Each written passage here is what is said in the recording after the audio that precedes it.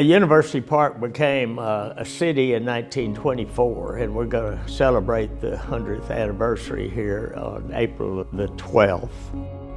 We developed as an island city, and when you really think about the developments of cities, you concentrate on services that are good for the citizens, and that's governmental services, police, fire, sewer, water, and all parks. I think we have the best services. University Park has the best hallmarks of any city, anywhere. I don't care where it is. There's very few places like the island city of the park cities. Well, my dad's administration is known for three things that nobody else can tell you. Paid off all of its indebtedness, lowered taxes 3 times, had a big surplus when he left. He was from 1950 to 1970. He had a lot of good people behind him. You're talking about Elbert Williams, you're talking about Trevor Reese Jones' dad, you're talking about Marion Solomon, you're talking about J. Cleo Thompson. You can just go on through the names of the people that really wanted to stay out of Dallas, and then they made University Park great. When I was mayor, the average value of all houses we had was $56,000. Now it's $1.8 million. There's nothing like an investment in University Park.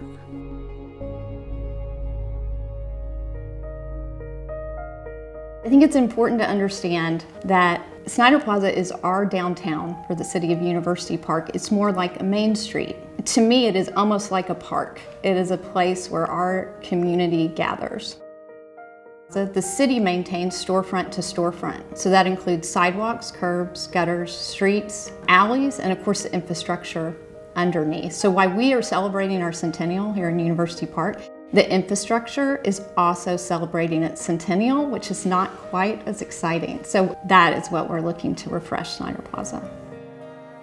I'm excited that the whole plaza will be ADA accessible after we do this refresh. Sidewalks will be bricked, some of the crosswalks will be bricked. There'll be a new fountain, very reminiscent of the old fountain, but much better in its function. I want Snyder Plaza, as we do this refresh, to look like Snyder Plaza on her very best day, and that she can step into the 2nd century with her head held high.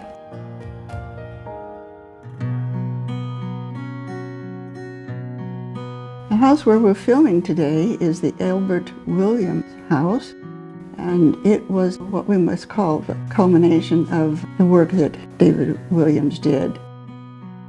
We named the book David R. Williams, Pioneer Architect, because his family background was that they came as pioneers to Texas, and they lived on the plains. They didn't have a home there, but they dug a hole in the ground and built what considered a half dugout with a turf for a roof. I think he inherently, because of that, had an interest in architecture. Dave attended University of Texas and studied architecture, but he never finished the degree. He qualified for it, but he left a little before that and went to Mexico and earned money there working with the oil companies with his architecture background. And that gave him the opportunity with that money to go to Europe, study architecture there. And then when he came back, he said, here in Texas we have houses that look like Spanish haciendas or Italian villas, and we should have our own style of architecture for the Southwest. And he dedicated himself to working on that idea, studying what kind of houses the earlier settlers built that would be the roots for the regional style of architecture.